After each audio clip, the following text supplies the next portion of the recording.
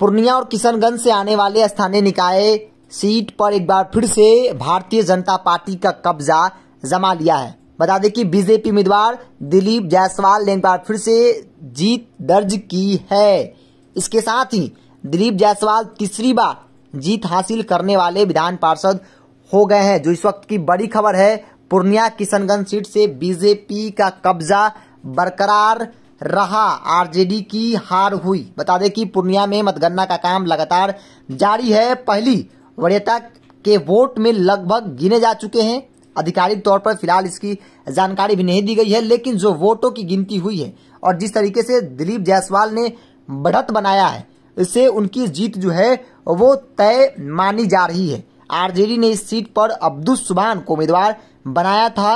अब्दुस सुभान पहले विधायक का चुनाव हार गए थे। विधानसभा चुनाव में हार मिलने के बावजूद पार्टी ने उन्हें टिकट दिया एमएलसी का, और उसी वक्त से माना जा रहा था कि अब्दुस सुभान जो है वो दिलीप जायसवाल के सामने नहीं टिक पाएंगे, और हुआ भी कुछ ऐसा ही। अब्दुस सुभान जो है वो चुनाव हार गए। पहले विधायक का चुनाव हारे, फिर पार्टी ने उन्हें एक बार फिर से मौका दिया एमएलसी विधान परिषद स्थानीय निकाय कोटे से, वो भी अब्दुस सुभान जो है वो हार गए हैं। यूँ कहे तो पूर्णिया और किशनगंज में बीजेपी तीसरी बार अपनी दबदबा जो है वो कायम करने में सफल रही है।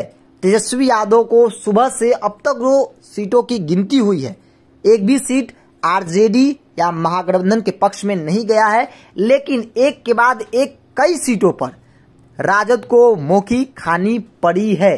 चाहे वो वैशाली की सीट हो, गोपालगंज की सीट हो या मुजफ्फरपुर की सीट हो, नवादा की सीट हो, लगातार सुबह से आरजेडी को हार का मुंह देखना पड़ रहा है। एक के बाद एक कई सीटों पर राजद तेजस्वी यादव, चूंकि धुआंधार प्रचार तेजस्वी यादव ने किया, सरकार की नीतियों के खिलाफ लगातार दावे कर रहे थे कि हमारी जो गठबंधन है महागठबंधन, वो 20 से ज्यादा सीटों पर जीत दर्ज करेगी।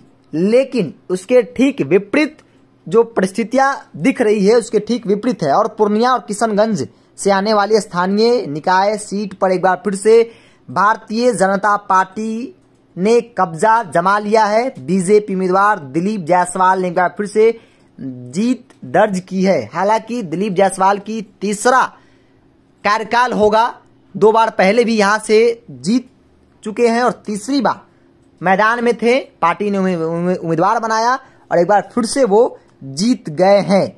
लेकिन दूसरी तरफ आरजेडी को जो झटका लगा है, क्योंकि आरजेडी ने अब्दुस सुभान को उम्मीदवार बनाया था जो विधानसभा का चुनाव हार गए, और पार्टी ने उन्हें एमएलसी का टिकट दिया, वो भी हार गए। हालांकि जब टिकट उनको दिया गया था तब से ही माना जा रहा था कि दिलीप जायसवाल के सामने वो नहीं टिक पाएंगे, और स्थिति और जो परिणाम आए हैं ठीक वैसा ही देखने को मिल रहा है।